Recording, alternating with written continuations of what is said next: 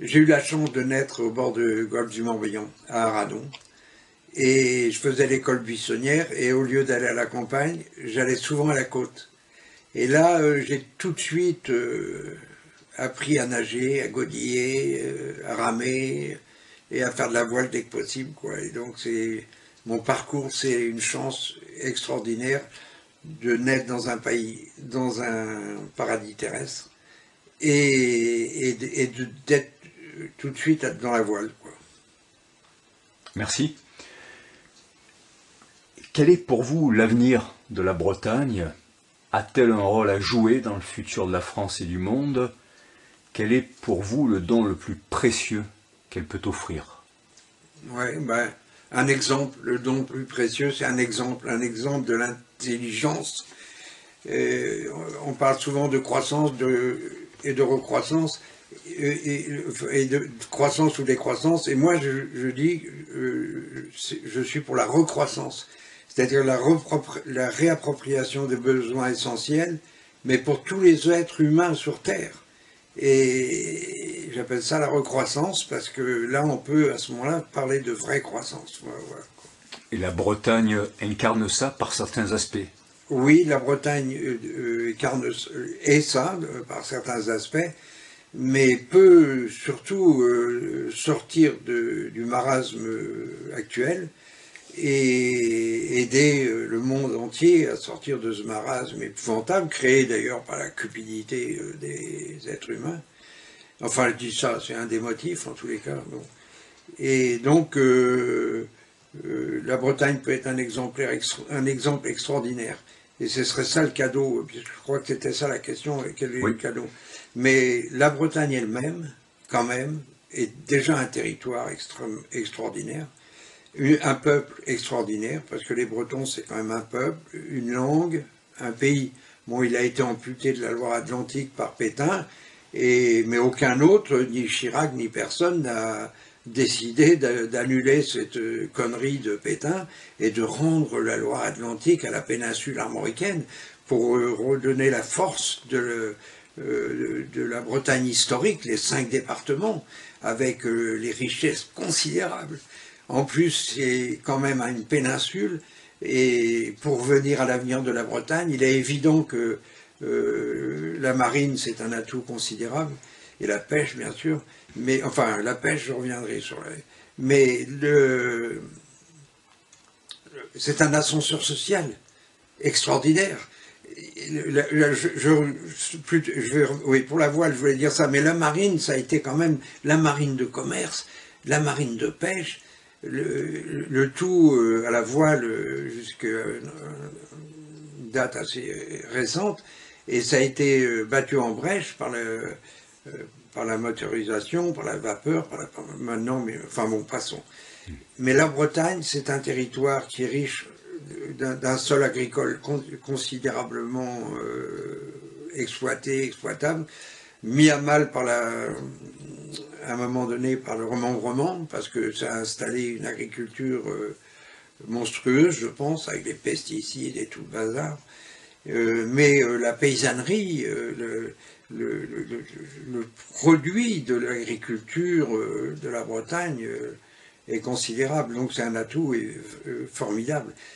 Et la voile, je reviens, c'est un ascenseur social, et beaucoup de gens, quand on voit dans la course et tout ça, beaucoup de gens se sont sortis de la misère, parce que la Bretagne, ça a été quand même de la misère aussi, et grâce à la voile, c'est un ascenseur social considérable, qui va se développer, parce que j'espère que l'énergie éolienne va se développer.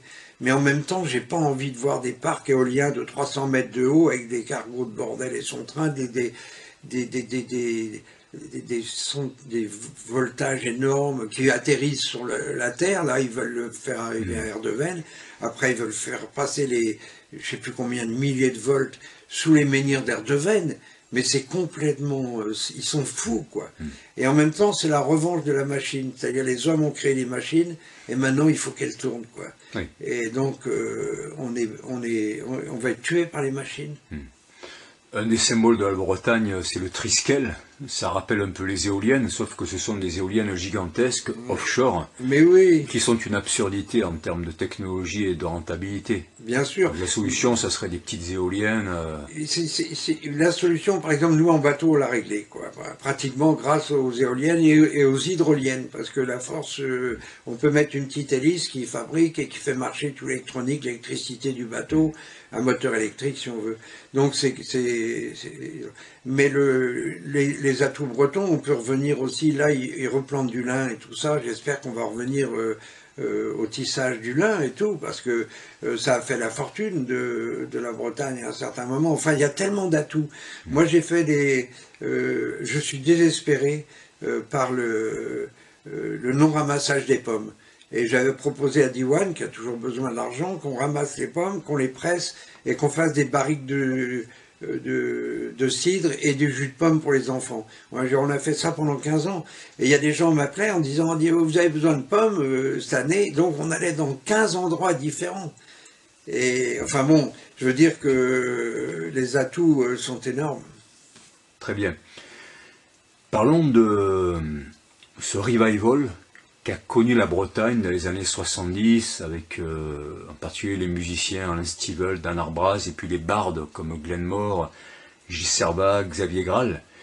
En même temps, il y a eu cet essor économique avec une catastrophe écologique et humaine que vous avez évoquée. Comment aujourd'hui un nouvel élan serait possible, réunissant les forces vives de la Bretagne? Il y a ceux qui protègent la terre, la mer, l'environnement, ceux qui défendent la langue, ceux qui s'engagent en politique, ceux qui s'engagent dans la culture, les artistes, les musiciens, ceux qui défendent les pierres, qui sont très importantes pour vous, les mégalithes et la civilisation d'avant les Celtes. Il y a les zadistes. Comment unir ces forces vives, qui sont très actives, mais pas forcément unies? Comment réaliser cette fusion nécessaire? Mais alors, moi, je pense qu'il faut redonner l'indépendance à la Bretagne pour arriver à ce que les forces vives retrouvent toute leur force, leur énergie et leur indépendance. Parce que là, ils sont brisés par le militaro-industriel, par les cochons qui ont été imposés avec le tout-tourisme, par De Gaulle et Mesmer. Enfin, il faut que la Bretagne vive sa vie avec ses décisions, et il vaut mieux un bon voisin qu'un mauvais qu'un mauvais colonisé. Ouais. Mais vous, à travers tout parcours de navigateur, vous êtes allé rencontrer les zapatistes dans les Chiapas, vous avez manifesté contre Plogoff, récemment vous avez fait une grève de la faim couronnée de succès contre une antenne 5G, vous êtes menotté aux grilles d'une usine à Valenciennes pour protester contre l'emprisonnement de Paul Watson. Vous avez été de toutes les luttes. Pour les mégalithes aussi. Comment ça se fait que les gens ne comprennent pas qu'il faut faire l'union des luttes? Il y a les égos, ça c'est vrai. Il y a les intérêts, parce qu'il y en a qui tirent des intérêts à ce combat. Moi j'ai eu la chance parce que je suis bénévole, enfin je sais pas, voilà, je n'ai pas envie d'acheter un château pour n'importe quelle cause. Mais Berdère, j'aimerais bien quand même qu'on arrive à faire un collectif, qu'on l'achète pour les enfants. C'est quoi Berdère? Alors Berdère, c'est une île de 14 hectares qui a une histoire incroyable parce que en fait, moi je la connais depuis très très longtemps parce que quand j'étais gamin à Aradon, on empruntait des bateaux, on partait souvent avec mon frère, on accostait à Berdère. Ça a déjà été ma première grand voyage à la voile. Faut passer le courant du Bois d'Amour, faut passer la baie de Cardelan, et c'est comme c'est loin pour un gamin. Et donc à l'époque c'était tenu par des bonnes sœurs parce que les bonnes sœurs avaient hérité grâce à la duchesse d'Uzès, qui était d'ailleurs une femme assez remarquable, de droite mais assez incroyable. Et elle avait offert Berdère à Peter Dillon, un boulangiste bien arboré d'une façon extraordinaire. Enfin bon, il a vécu là, il a vraiment construit énormément. Mais à un moment donné, les bonnes sœurs se sont retirées dans je ne sais pas quelle campagne, et elles ont décidé de vendre Verdère, mais elles étaient autonomes, elles avaient un paysan et cultivaient le Verdère, elles faisaient de l'ostriculture, parce que l'autonomie, c'est ça aussi le terme indispensable pour que les gens gaspillent leur vie à faire quelque chose, quoi. Donc il faut qu'on soit responsable et il faut être autonome dans la vie. Voilà, et donc la Bretagne, il faut qu'elle soit autonome, il faut qu'elle soit citoyen du monde, quoi. C'est-à-dire la Bretagne, c'est un citoyen du monde.